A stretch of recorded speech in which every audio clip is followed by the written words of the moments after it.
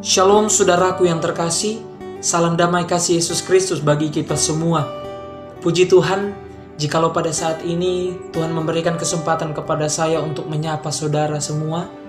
Saya yakin dan percaya dimanapun kita berada, kita boleh ada sebagaimana kita ada itu semua karena anugerah Tuhan. Kesehatan, bahkan berkat-berkat Tuhan boleh kita rasakan dalam kehidupan kita setiap hari sampai pada saat ini. Dan saat ini Tuhan ingin kembali menyapa kita melalui firman-Nya yang terdapat di dalam Filipi 1 ayatnya yang ke-20 hingga ayatnya yang ke-21. Kiranya firman Tuhan ini menjadi kekuatan untuk kita semua. Firman Tuhan berkata demikian, "Sebab yang sangat kurindukan dan kuharapkan ialah bahwa aku dalam segala hal tidak akan beroleh malu, melainkan seperti sedia kala, demikian pun sekarang, Kristus dengan nyata dimuliakan di dalam tubuhku, baik oleh hidupku maupun oleh matiku. Karena bagiku, hidup adalah Kristus dan mati adalah keuntungan."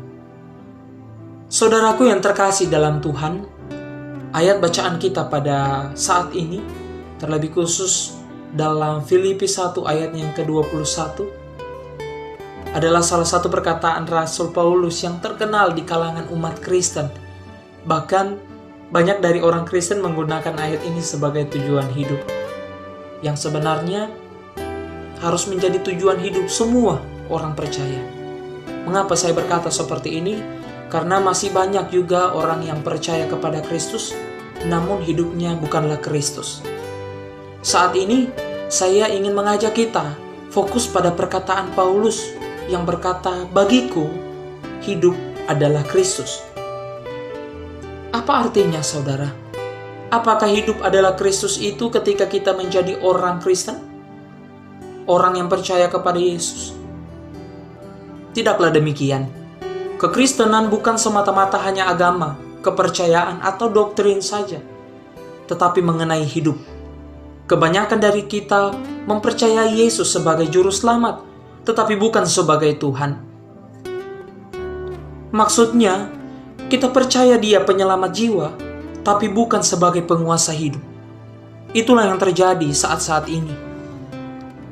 Lalu, apa artinya hidup adalah Kristus? Hidup adalah Kristus ketika kita bisa memanifestasikan sifat-sifat Kristus dalam kehidupan kita. Memanifestasikan berarti mewujud nyatakan dalam kehidupan kita setiap hari. Sifat-sifat Kristus itu harus keluar dari hidup kita. Harus itu yang kita pertontonkan bagi dunia ini. Misalnya, buah-buah roh yang kita ketahui yang ada di kitab Galatia. Itulah yang harus muncul dan dapat dipertontonkan. Kita pertontonkan bagi semua orang yang bertemu dengan kita. Salah satu sifat Kristus yang sangat terkenal, kita tahu Dia penuh kasih. Bagaimana Dia meladeni setiap orang-orang yang ingin menjatuhkan Dia, ingin menghukum Dia dengan penuh kasih. Apakah kita pernah membaca kisah Yesus pada saat Dia ada yang menyerangnya, kemudian Dia membalas dengan penuh amarah? Tidak pernah, bukan? Sampai-sampai Dia menyuruh kita untuk mengasihi mereka yang menjadi musuh kita, berdoa bagi mereka. Namun kebanyakan dari kita orang percaya masih ada yang hidup dengan sakit hati. Ada kesalahpahaman sedikit, kita langsung menjadi kesal. Bahkan tidak mau berdamai. Bahkan lebih parahnya lagi, kita menyimpan dalam hati setiap kekesalan kita. Apakah seperti itu hidup adalah Kristus? Apakah seperti itu wujud nyata kita, hidup kita di hadapan semua orang, di hadapan dunia?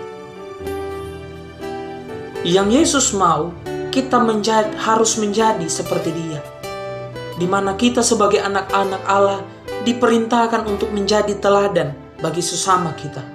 Apa yang telah diajarkan Kristus, itulah yang harus kita nyatakan ke sesama kita, sehingga kita dapat terus melangkah kepada kesempurnaan hidup seperti Kristus. Hidup adalah Kristus ketika Kristus menjadi yang paling berharga dalam kehidupan kita. Rasul Paulus pernah berkata dalam Filipi 3 ayatnya yang ke-7, "Tetapi apa yang dahulu merupakan keuntungan bagiku, sekarang kuanggap rugi karena Kristus."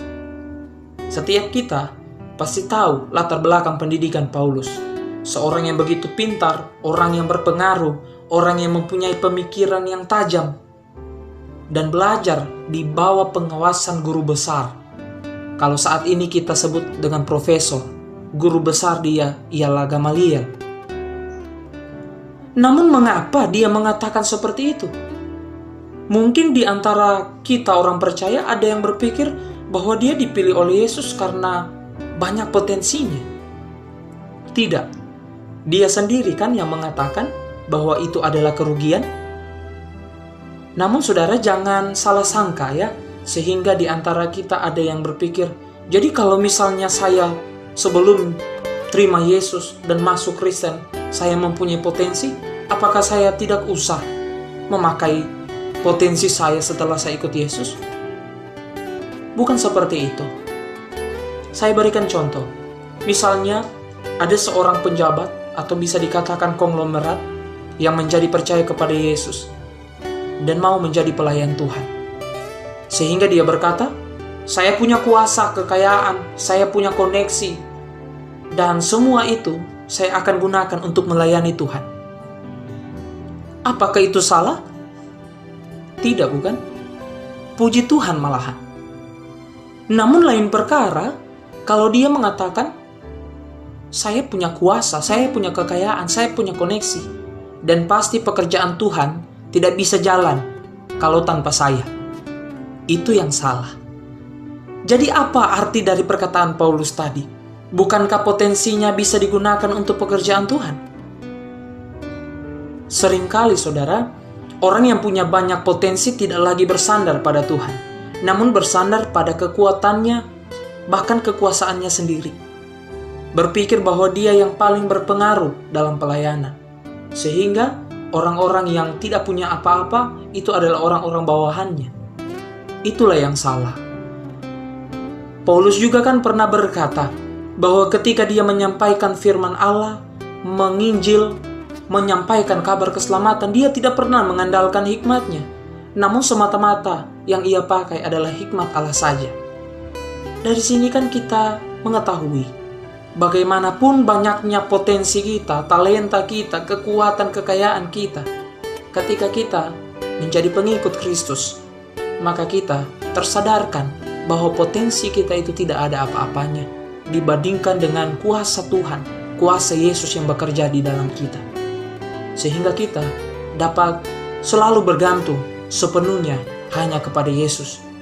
Dialah yang paling berharga dalam kehidupan kita. Tanpa dia kita tidak bisa berbuat apa-apa. Saudaraku yang dikasihi Tuhan, kalau kita pelajari lebih dalam lagi, masih banyak sebenarnya arti dari hidup adalah Kristus yang dapat kita mengerti. Namun dua hal di atas sudah mewakilinya. Jadi saudaraku, sekali lagi saya ingatkan bahwa fokus kita bukan pada mati adalah keuntungan. Itu masalah belakang, saudara. Tetapi menjadikan hidup adalah Kristus, itu yang menjadi fokus utama kita. Itu yang paling utama. Ketika kita terus berusaha untuk menjalani hidup seperti Kristus, maka kematian sebagai keuntungan kita akan menjadi milik kita. Terpujilah Tuhan Yesus Kristus. Tuhan Yesus memberkati kita semua. Spirit of Excellence. Aku percaya ada mujizat.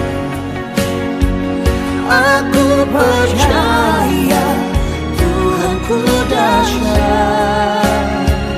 Perbuatan ajaib telah dikerjakannya.